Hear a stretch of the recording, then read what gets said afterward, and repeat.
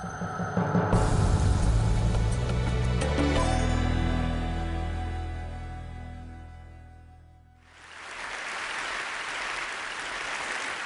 would like to share with you a new model of higher education, a model that once expanded can enhance the collective intelligence of millions of creative and motivated individuals that otherwise would be left behind.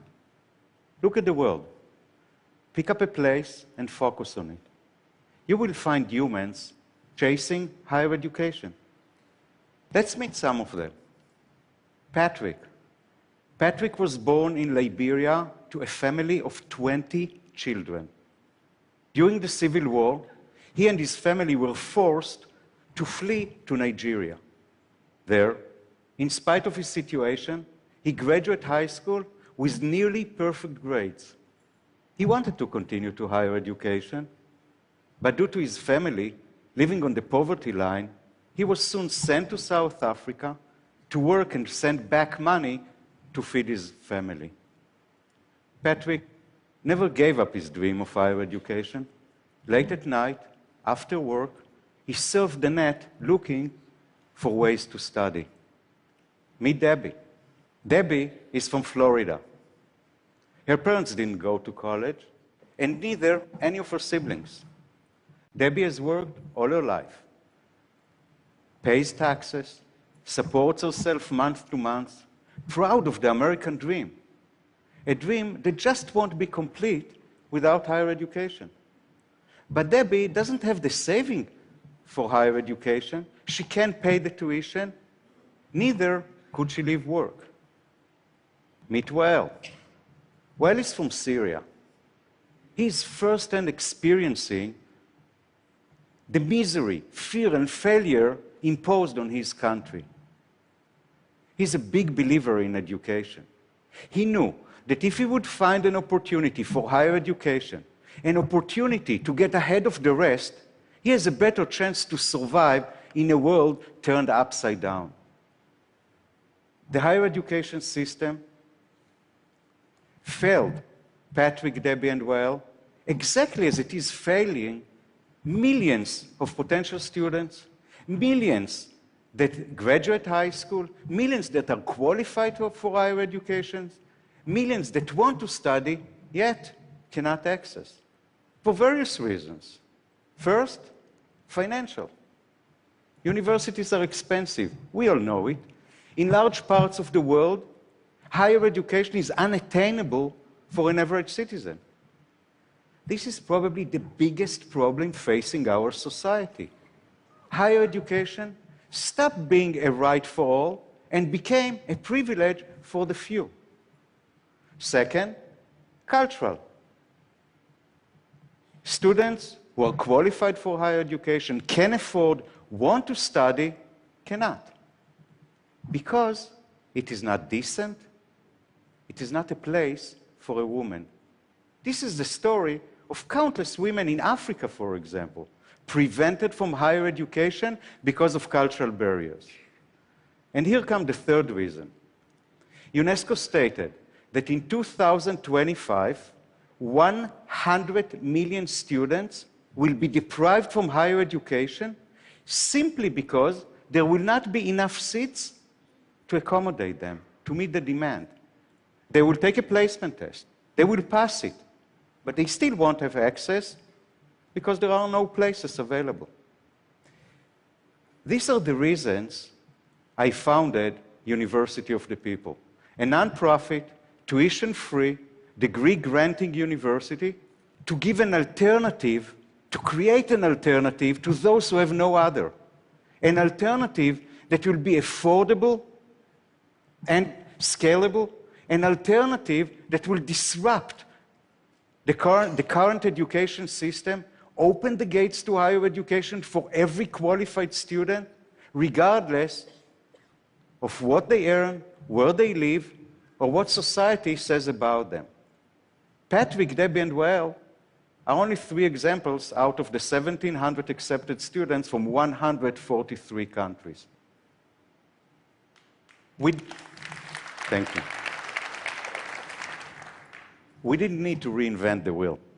We just looked at what wasn't working and used the amazing power of the internet to get around it.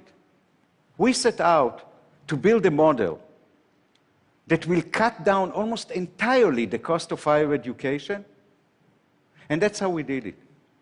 First, bricks and mortar cost money. Universities have expenses that virtual universities don't. We don't need to pass these expenses on to our students. They don't exist. We also don't need to worry about capacity. There are no limits of seats in virtual university. Actually, nobody needs to stand at the back of the lecture hall. Textbooks is also something our students don't need to buy. By using open educational resources and the generosity of professors who are putting their material free and accessible, we don't need to send our students to buy textbooks. All of our materials come free. Even professors, the most expensive line in any university balance sheet, come free to our students. Over 3,000 of them, including presidents, vice chancellors, professors, and academic advisors from top universities such as NYU, Yale, Berkeley, and Oxford, came on board to help our students. Finally, is our belief in peer-to-peer learning. We use this sound pedagogical model to encourage our students from all over the world to interact and study together, and also to reduce the time our professors need to labor over class assignments. If the internet has made us a global village, this model can develop its future leadership. Look how we do it. We only offer two programs, business administration and computer science, the two programs that are most in demand worldwide, the two programs that are likeliest to help our students find a job. When our students being accepted, they are being placed in a small classroom of 20 to 30 students to ensure that those who need personalized attention get it. Moreover, for every 9 weeks course, they meet a new peer, a whole new set of students from all over the world. Every week, when they go into the classroom, they find the lecture notes of the week, the reading assignment, the homework assignment, and the discussion question, which is the core of our studies. Every week, every student must contribute to the class discussion and also must comment on the contribution of others. This way, we open our students' mind, we develop a positive shift in attitude toward different cultures. By the end of each week, the students take a quiz, hand in their homework, which are assessed by their peers under the supervision of the instructors, get a grade, move to the next week. By the end of the course, they take the final exam, get a grade, and follow to the next course. We open the gates for higher education for every qualified student. Every student with high school diploma, sufficient English, and internet connection can study with us. We don't use audio. We don't use video. Broadband is not necessary. Any student from any part of the world with any internet connection can study with us. We are tuition free. All we ask our students to cover is the cost of their exams, $100 per exam. A full-time bachelor degree student taking 40 courses will pay $1,000 a year, $4,000 for the entire degree. And for those who cannot afford even this, we offer them a variety of scholarships. It is our mission that nobody would be left behind for financial reasons. With 5,000 students in 2016, this model is financially sustainable. 5 years ago, it was a vision. Today, it is a reality. Last month, we got the ultimate academic endorsement to our model. University of the People is now fully accredited.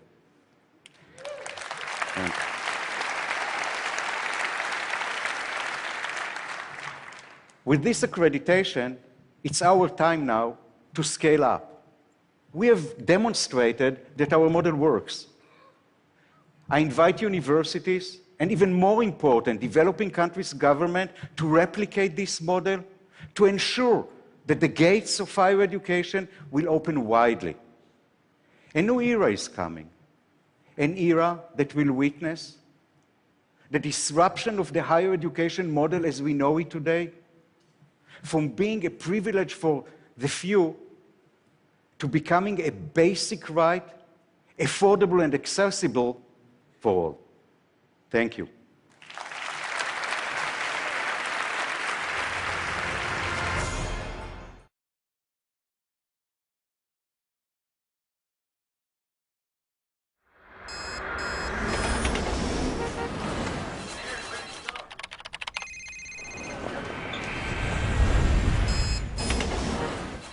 We all know that in our on-demand lives, one of the things that's most on demand is ourselves.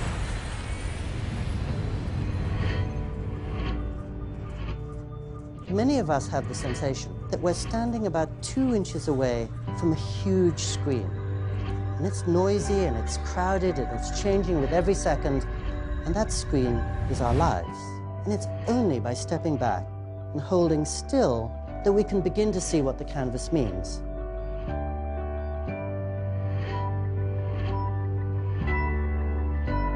One of the first things you learn when you travel is that nowhere is magical unless you can bring the right eyes to it. I found that the best way that I could develop more attentive and more appreciative eyes was, oddly, by going nowhere, just by sitting still. In an age of constant movement, nothing is so urgent as sitting still.